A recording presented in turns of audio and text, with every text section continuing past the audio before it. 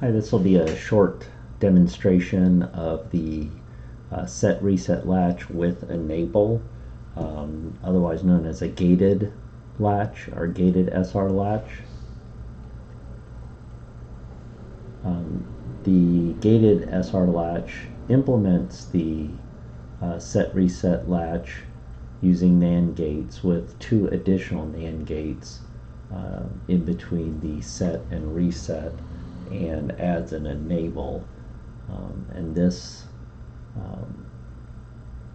provides then an asserted S and R active high going into these NAND gates that then provide the active low set and reset of the SR latch. So everything else is the same. The enable is to help us prevent the race condition that can happen in a set reset latch if it's possible for them to come up in or get to a state where either our set Q and reset Q prime are either both asserted or both deasserted. And if we get into that kind of a state, then the SR latch will not allow us then to change its state. So in these pictorials here, we're seeing the gated SR latch with the enable deasserted, and in this case the set and reset are also deasserted, but we see them in a stable, in this one a reset state where our Q is deasserted and our Q prime is asserted, or in a set state where our Q is asserted, so our set is set, or our Q prime is deasserted, so reset.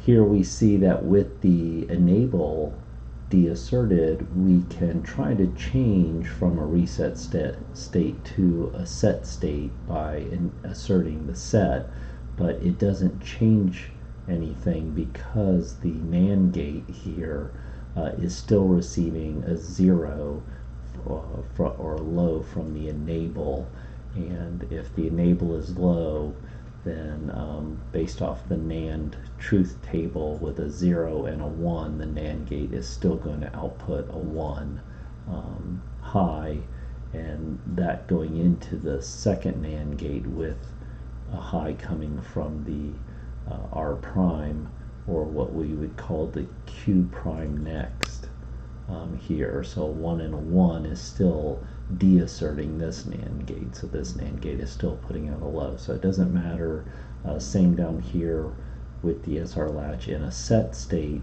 if we try to reset it with the enable deasserted, well, we don't see any change. Here with the enable asserted, we won't see any changes happening if we don't assert either the set or reset. So nothing changes just by enabling the enable or by asserting the enable, because we still end up with a 1 and a 0 coming into these, so they're both outputting a high. Now if we go through a step-by-step, in this case a gated SR latch in the set state, if we then enable it, assert the enable and then assert the reset, we see that in step 1 we enable the reset, and then in step 2 that then brings this gate here, this NAND gate for R prime, becomes deasserted, because now we have a 1 and a 1 coming into a NAND gate which outputs a 0, and then that starts to feed the 0 into this NAND gate, and we see with this 0 and 1 coming in, this NAND gate will now become active and start outputting a 1, and so we see in 3 that gate has gone active and is now outputting a 1, so now Q prime or reset is high or asserted, and we see that Q next feed into the upper NAND gate now, and so then with a 1 and a 1 coming in, that deasserts that NAND gate, or inactivates it, and now it starts to output a 0 to our Q, putting us in a reset state.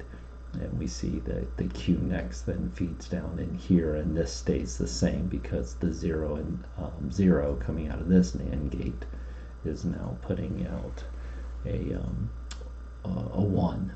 So we're back to a stable reset state. So we went from a set state by enabling and asserting the reset to a stable reset state. All right, so in summary, our SR latch with enable is meant to help with the, it's still a bistable gate, as we saw, either set or reset, and it's stable in that state, but it's can reduce the chance of the race condition by allowing us to control the set and reset operation with an enable. So we have to assert the enable to do a set or reset, and that way we could control it a little bit better. But it doesn't really change very much, especially with how it comes up. Now, I'm going to demonstrate on this circuit over here on the right. So here's a Fritzing diagram of that. We see a 74LS00, or a quad NAND gate integrated chip here, and it's wired into the breadboard. It has power coming in through this pin here, and it's ground here. I'll switch to this view that shows, I know it's very small, but we have a schematic of the internal 4 NAND gates, and we can see that looking at our gated SR latch, our S prime is this NAND gate up here at the top. We see its output is going to this yellow LED, which is representing our Q, and it's also crossing over to this input pin of the lower NAND gate, same as we see here. And then this lower NAND gate's output is coming here to the red LED, which is operating as our Q prime. And then its output also crosses back over to the input of this upper gate, as we see here, the Q prime next. All right, and then we're now implementing these 2 NAND gates here at the left side of the chip to represent our 2 NAND gates for the gated part of the SR latch. And so we see the output of the lower one here is coming across this blue wire to the input of the lower R prime gate. And then at the top, the output is coming into this input of the S prime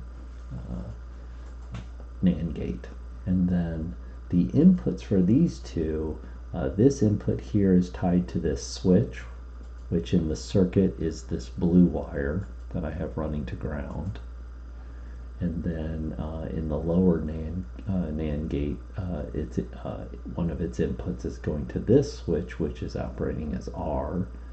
That upper switch was S, or set, and this is our reset switch, and that's this orange wire here. And then the other 2 inputs for those left NAND gates are these green wires, which are going to this switch, which is acting as our enable, which over here in the circuit is this green wire.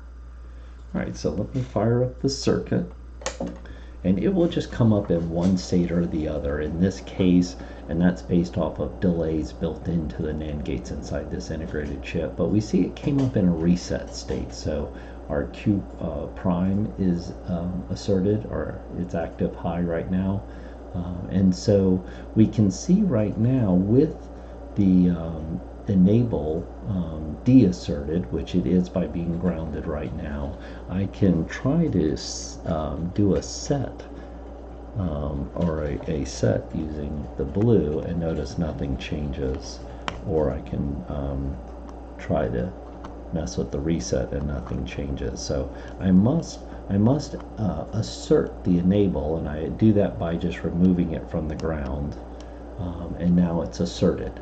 And now if I do the reset, nothing should change because it's stable in the reset state right now. But if I do the set, the circuit will switch to a set state, and now it's stable. I can switch that back and forth. If I now reassert the or deassert the enable by grounding it, then I can change, try to do the set and reset, and nothing will change. So to change it back to a reset state, I have to re-enable the enable circuit. Sorry, it's going out of focus with my hands getting in there. I have to re-enable the enable, or assert the enable, and then I can assert the reset, and it'll switch back to a reset state. All right, so that is our SR latch with enable, or our gated SR latch.